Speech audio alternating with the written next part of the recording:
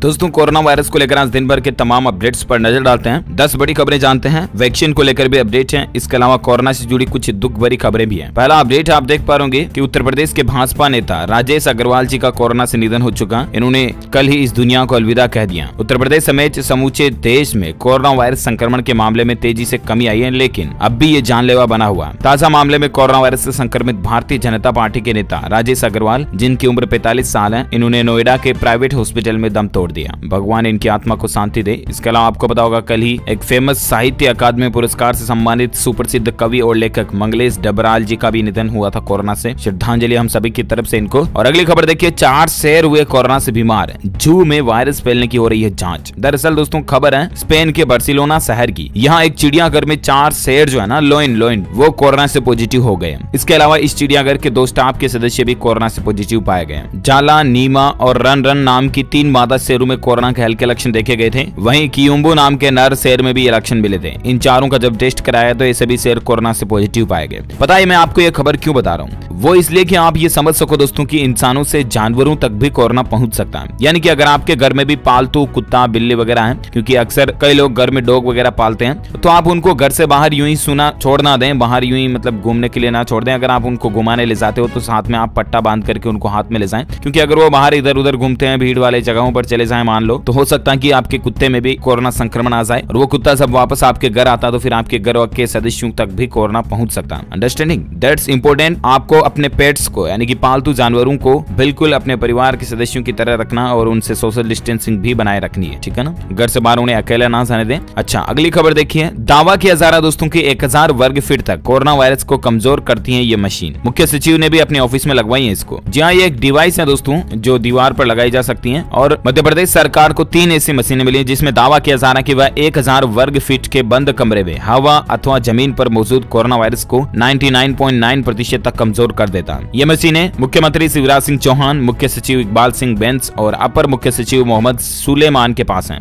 मुख्य सचिव ने तो इसे अपने ऑफिस में लगवाया है। हालांकि ICMR निदेशक भोपाल ने कहा कि ऐसी मशीनों पर भरोसा करना ठीक नहीं है, लेकिन फिर भी देखिए दोस्तों, इस मशीनों को बनाने वाली कंपनी ने साइकोकेन नाम की ये मशीनें मध्य प्रदेश सरकार को बतौर कॉम्प्लीमेंट्री दी है। और कंपनी का दावा है कि ये मशीन प्रति सेकंड 10 से लेकर 100 लाख करोड़ इलेक्ट्रॉन छोड़ती है। इसे hyper charge high velocity electron कहते हैं और बंद स्पेस में यदि कोरोना वायरस है तो वह इससे कमजोर पड़ जाता है। चलिए साथ ही अगली खबर है, देखिए दुनिया भर में कोरोना वायरस से हाहाकार मचा हुआ, लेकिन क्या आपको पता दोस्तों कि भारत के इस प्रदेश में अब तक किसी को भी कोरोना छू नहीं पाया है। मतलब भारत का कोई ऐसा राज्य क्या बोले तो केंद्र शासित प्रदेश है जहाँ कोरोना अभी तक बिल्कुल पहुंचा नहीं है। जी हाँ, हैरानी की बात लगती है, राइट? लेकिन ये सच है। दरअसल भारत का केंद्र शासित प्रदेश लक्षद्वीप जो है ना, वो बिल्कुल कोरोना से पूरी तरह से मुक्त है। यहाँ जनजीवन बिल्कुल सामान्य है। शादी ब्याह से लेकर लोगों का मिलना जुलना तक भी बदस्तूर जारी है। यहाँ के सांसद भी मोहम्मद फैजल बताते हैं दोस्तों की कड़े नियमों से ये मुमकिन हो पाया। मतलब लक्षद्वीप में अभी कोरोना का एक भी मामला नहीं है। देखिए जरा, वाकई में अच्छी बात है, क्योंकि भारत की एकमात्र जगह यही है जहाँ स्कूल वगैरह क्लासें भी चल रही है। प्रधानमंत्री नरेंद्र मोदी ने जब 21 सितंबर को स्कूलों को खोलने की इजाजत दी थी ना, तभी यहाँ स्कूलें खुल चुकी थी। और बाकी भारत के दूसरे राज्यों में अभी भी स्कूल कॉलेज वगैरह बंद है, राइट? अच्छा, वहीं भारत में आज के ताजा कोरोना आंकड़ों की बात करें तो एक राहत की बात है दोस्तों। पिछले 24 घंटों के दौरान कोरोना के 26,000 के लगभग नए मामले देखे गए और उसके बाद भारत में कुल संक्रमितों की संख्या 97,62,000 हो चुकी है, जिसमें से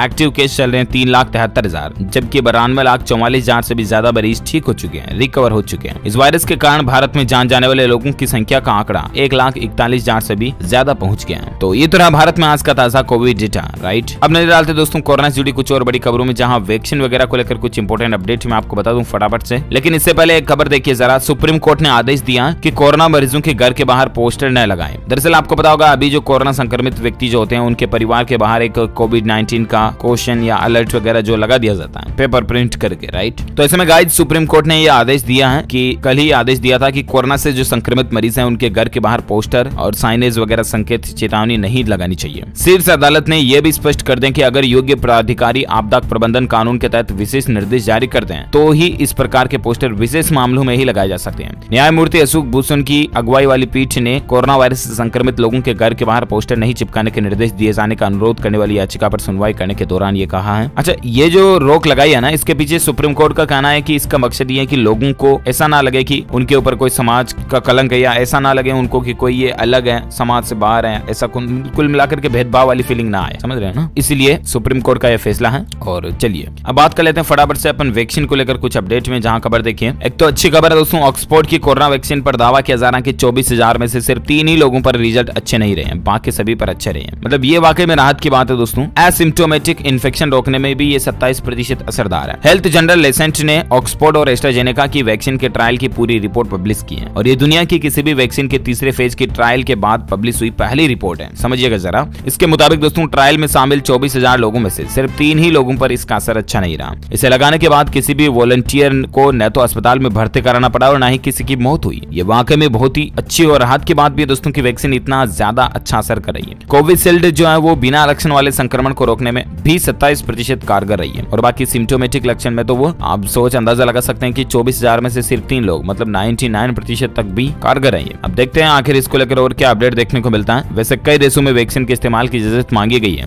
ऑक्सफोर्ड यूनिवर्सिटी और पार्टनर एस्ट्राजेनेका कई देशों के रेगुलेटर से वैक्सीन की मंजूरी मांग रहे हैं। उन्होंने ब्रिटेन और ब्राजील में अपनी वैक्सीन पर हुए ट्रायल के आधार पर इसे इस्तेमाल की इजाजत देने की भी मांग की है और हो सकता है कि अब वैक्सीन का रिजल्ट जब अच्छा रहा, पॉजिटिव रहा, तो इसको और भी दूसरे देश भी अनुमति दे दें। चलिए बात करें वैक्सीन को लेकर और एक खबर ये कि ब्रिटेन में फाइजर की कोरोना वैक्सीन से बीमार हुए 2 लोग। स्वास्थ्य विभाग ने इसके बाद चेतावनी भी जारी कर दी है। जी हाँ, जिस तरह से एस्ट्राजेनेका वैक्सीन का पॉजिटिव रिजल्ट आ रहा ना, उस तरह से दोस्तों ब्रिटेन की फाइजर वैक्सीन जो है वो इतना असर नहीं कर रही है। यहाँ कोरोना वायरस वैक्सीन लगाने से 2 लोगों की तबीयत भी खराब हो गई है। इसके बाद आनन फानन में नेशनल हेल्थ सर्विस को चेतावनी जारी करनी पड़ी है। ये मामला कोरोना वायरस वैक्सीनेशन शुरू होने के 24 घंटे के अंदर ही आया। ब्रिटिश सरकार की भी चिंता बढ़ गई है। जिन 2 लोगों के ऊपर वैक्सीन का दुष्प्रभाव देखने को मिला है ना, वे पेशे से स्वास्थ्य कर्मी यानी कि खुद हेल्थ कर्मी है, डॉक्टर है। फाइजर ने भारत में भी वैक्सीनेशन के लिए सरकार से अनुमति मांगी है और ऐसे में सरकार ऐसे सभी मामलों पर करीबी से निगाहें भी बनाए हुए हैं। ब्रिटिश हेल्थ रेगुलेटरी ने इसको लेकर चेतावनी भी जारी कर दी है और ब्रिटेन में 70 लाख से भी ज्यादा लोगों को एलर्जी भी है। ये भी एक इसका कारण माना जा रहा है दोस्तों की इस देश में लगभग 70 लाख लोग ऐसे जिन्हें भोजन, दवा या इनसे एलर्जी हो सकती है और ऐसे में अगर इन लोगों को फाइजर की वैक्सीन लगाई जाती है तो उसके दुष्परिणाम भी देखने को मिल सकते हैं। तो ये भी एक कारण हो सकता है कि वैक्सीन आखिर प्रॉपर काम क्यों नहीं कर पाई, है ना। और बाकी अगली खबर आप देख सकते हैं फाइजर को लेकर एक अपडेट ये भी है। वैक्सीन ट्रैकर में अपडेट देखिए, भारत के लिए फाइजर की अलग वैक्सीन होगी। भारत बायोटेक की इंट्रानेजल वैक्सीन के ट्रायल्स अगले महीने से शुरू होंगे और इसका नाम ही होगा भारत बायोटेक की वैक्सीन। जी हाँ, अमेरिकी कंपनी फाइजर का कहना है दोस्तों कि वह भारत जैसे देशों के लिए अगले फॉर्मूले पर काम करें और इसके लिए डीप रेफ्रिजरेशन की जरूरत भी नहीं होगी। मतलब कि वैक्सीन को कोल्ड स्टोरेज रखना भी नहीं पड़ेगा, रेफ्रिजरेशन की जरूरत नहीं पड़ेगी, उसे सामान्य रेफ्रिजरेटर में भी रखा जा सकेगा।